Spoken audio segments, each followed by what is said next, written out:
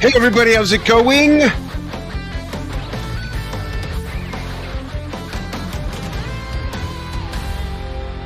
We are very excited to debut what we call the Sandbar Theater, and we're debuting the Sandbar Theater with Oliver Wakeman, who is just not only a pretty good guy, but an amazing composer. And he's going to play some music, and he's going to tell some stories, and then we're going to do a fan Q&A. So I'm going to bring Oliver up, and he's going to get started with a story and a song, and I'm going to tell you a little bit more about the membership site. We're going to leave this on the social sites for about 10, 15 minutes. We'll see how that goes, but you can join now and get a huge discount, get a year's worth of concerts, fan Q&As with artists and producers, some production education, music education, and our game shows. Welcome, Alvar. How are you? Good evening. Yeah, I'm good. Actually, it's probably not evening for half the people watching, so I'll say just a hello. That'll do. Yeah, you never know. You never know. Or they think it's evening. After all, some are drummers, and then there's the bass players watching, but whatever.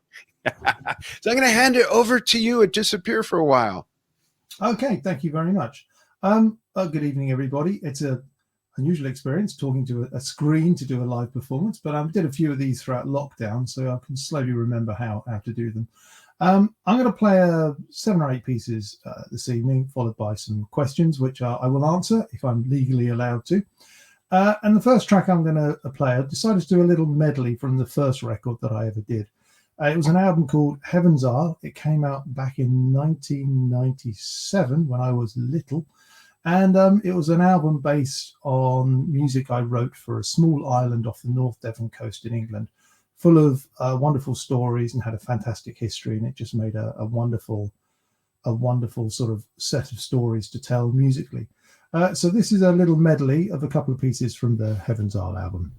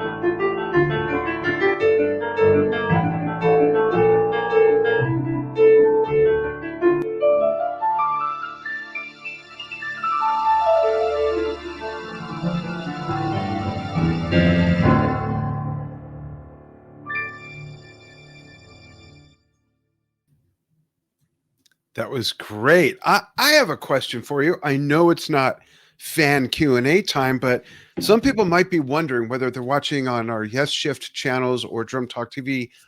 Why is there a piano player playing on Drum Talk TV? It's called Drum Talk TV. Well, I have a secret for you folks, and I've never said this publicly, and that is that we're building a bigger brand that's going to cover all different instruments and all even more genres of music. I didn't think that was possible. We cover so many. But while we do have Oliver here as a composer and a piano player, keyboard player, I want to ask the question, other than the obvious, Oliver, what do you look for in a great drummer or percussionist to do different types of parts on your different projects? I need somebody that's technically capable is obviously the main thing. I need to have somebody that is able to play various different styles. The main thing there's two things I look for. One is personality. I need to work with people that I enjoy working with. That's really, I love that you said that. Yeah, that's so important. Yeah, it is, and I've always been lucky to work with some great people. And when I write a lot of records, I write a lot of parts for people, and so I'll come up with a lot of ideas for what I want the guitars to do or the singers to do. I'll also write all the melody lines and stuff. And what I always look for with musicians is that extra 10, 15% that they bring that only a proper musician can do to their instrument, that makes them that special person, rather than somebody just listening to what you do and then replicating it. I need that. And that's what I look for in a drummer. Somebody that can take one of my half-brained or stupid ideas and go, I can do that. And sometimes I've had wonderful drummers that have said to me, what you've given me there is almost technically impossible to play. And I've gone, oh, sorry, well, just do what you think is right. And they said, no, I'll work it out. I'll work a way of getting what you want. And that's what I look for in somebody, is that can actually just help enhance what I'm trying to deliver in a story. Essentially, is what I do through music, is I'm telling stories. So I look for that in drummers.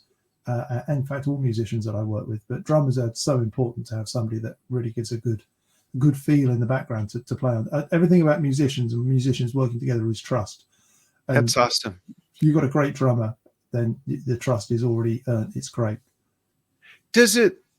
How much does it weigh in to whether or not they can read music or charts or understand music theory or play their instruments?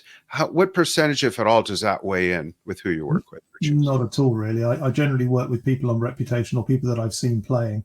I've worked with musicians that can't read a note, and they're some of the finest musicians I've worked with. And then I've worked with some musicians that read brilliantly, and that's exactly what I need. You work with a violinist, you give them some score, that's terrific, but you ask them to do solos. Some musicians that have spent half their life learning against score don't improvise. It's a different discipline. I always describe it to everybody. I almost say, like, being a musician is like standing at the bottom of a tree, and we all start at the trunk at the bottom in a nice thick place where we all are. And as we go up, we reach a certain point where everybody has a technical level, and then you branch out.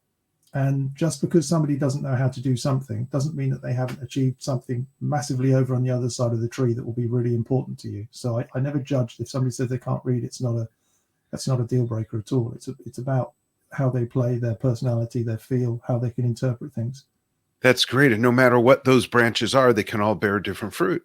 Absolutely. That's great. I want to show those who might not be familiar with what this membership site is all about. I'm going to show a quick promo and then hand it back over to Oliver. Check this out, folks. Get in today. It's only $37 US for a full year of all this fun. Check it out. And now we are inviting everyone to join us in our new membership site for exclusive live streamed concerts, round table Q&As with big artists, and not just drummers, all in virtual environments. No goggles required. And so many more experiences. And here's a peek at one of our live stream game shows. The results. Totally scrambled the leaderboard, right? All right. And each year, we will host a live in-person event with our competition of champions, who at some point has not been moved by music. Oh man, everybody here has seen someone that's walking in their truth. And that's Dan and so many of our fans and artists from all over the world. So join this exclusive community Come share your brilliance and admire the brilliance of others.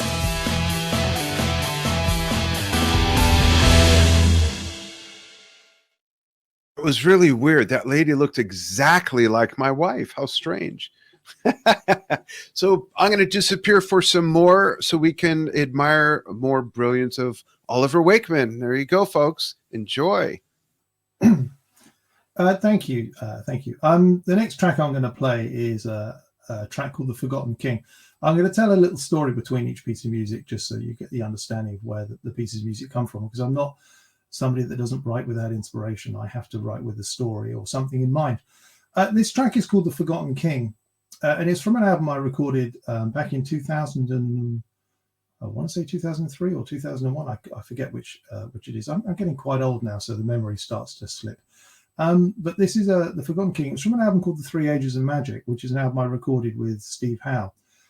Steve and I used to live quite close to each other, and this was long before the days when I joined Yes. And we used to meet up regularly. I used to drive over to his house, and we used to chat and stuff. And then he said to me one day, he said, "Oh, you should bring me over some music that you've been working on." And I had a gig, I think, the day after, and so I had a piano in the back of the car. And he said, "Bring me over some music for this album you want to work on." And I said, "Okay, brilliant." So I put together a cassette full of some music, all these different ideas, and headed off in the car. I got to his house and walked in, and he said, "Great." We had a cup of coffee, and then he said, "Oh, can you play me the music?" And I reached into my pocket and realized I'd left the cassette of music at home on the side, and I was absolutely kicking myself. And he said, "Don't worry about it. He said, I saw you got a piano in the car." I said, "Yeah." He said, "Just lift in your keyboard and plug it in and play me a piece." And that was a bit of a sort of on the spot moment. So I dragged in this piano and I played in this idea that I had. And at that point, it was just going to be my album. Steve wasn't going to be involved in the record. He was just listening to it and giving me some advice. And he picked up a classical guitar whilst I was playing at the piano and started to play along with me. And we came up with the arrangement there and then. And then he turned around and said to me, I said, "Let's work on this record together." He said, "Let it be your record, but I'll work with you to help you get the results you want." And that was terrific. So I thought I'd play that piece for you now. It's called The Forgotten King. And also in Devon, where we live, there was a road with a very steep corner, and everybody referred to it as Bloody Corner. And I always thought that it was called that because of the nature of the curve of the road, that it was dangerous. And there had been some accidents there. But then somebody told me that actually if I went to the bushes and pulled the bushes apart, there was a stone behind the bush which talked about a king that had died on that spot at a battle. And it was a Danish king called King Hubba. And he had been slain in battle on that very spot, and so that's why it was known as Bloody Corner. And I just like that idea of writing a piece of music about a king that had been completely forgotten over time. So this is The Forgotten King without Steve Howe, because obviously he's not going to suddenly appear on screen. So this is just the piano version.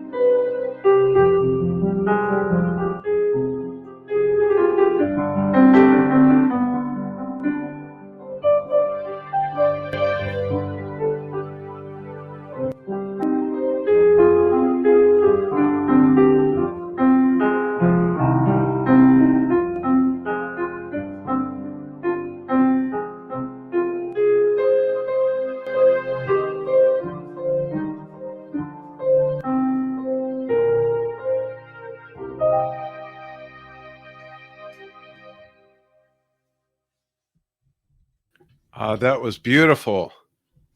Thank you. Thank you. That was great. I want to let everybody know a couple of things. One, you can get Oliver's works right there. Oh, it didn't go in the, yeah, it did. You can see Oliver's works there.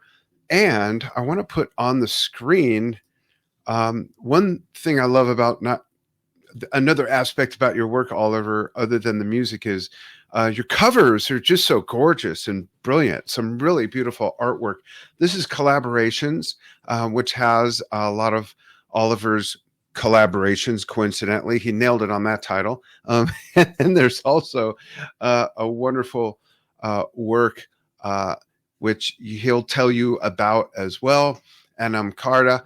And let's pass it back to Oliver and see what's next. And then after we come back from his next work, I'm going to show you folks one more video, and then we're going to leave it for members only in the membership site at that point.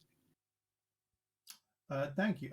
As you've got Adam Cara just showing on the screen there, that's the new record. Comes out on May the 10th. It's available from all good music retailers. You can find it off my website, off the shop icon. Click on that and it'll take you through to Burning Shed, where you can pick up that record if you so desire. Adam Cara is a word that means soul friend, and it comes from the Middle Irish word. And I love the idea of the title Adam Cara being soul friend, because obviously musicians are soul friends. You work together, you become friends very, very quickly because you have you work very closely together. And all the music on that record is based on stories or little vignettes of relationships and the sort of intertwining of how people's lives intertwine. So intertwine twice there. I couldn't think of another word to use, but intertwine seems to work quite nicely. But anyway, that sort of record has sort of lots of Celtic influences of whistles, flutes, violins, Ilian pipes.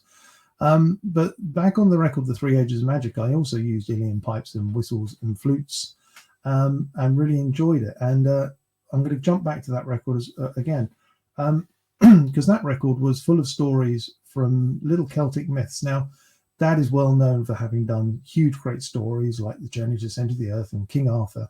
But I wanted to do The Three Ages of Magic based on little stories that were the sort of forgotten stories, like the Forgotten King one. This next one is an old folk tale called Lootie and the Mermaid, and it's about a fisherman who finds a mermaid in a tide pool. Look it up. It's a lovely little story about a mermaid and how she bewitches this fisherman.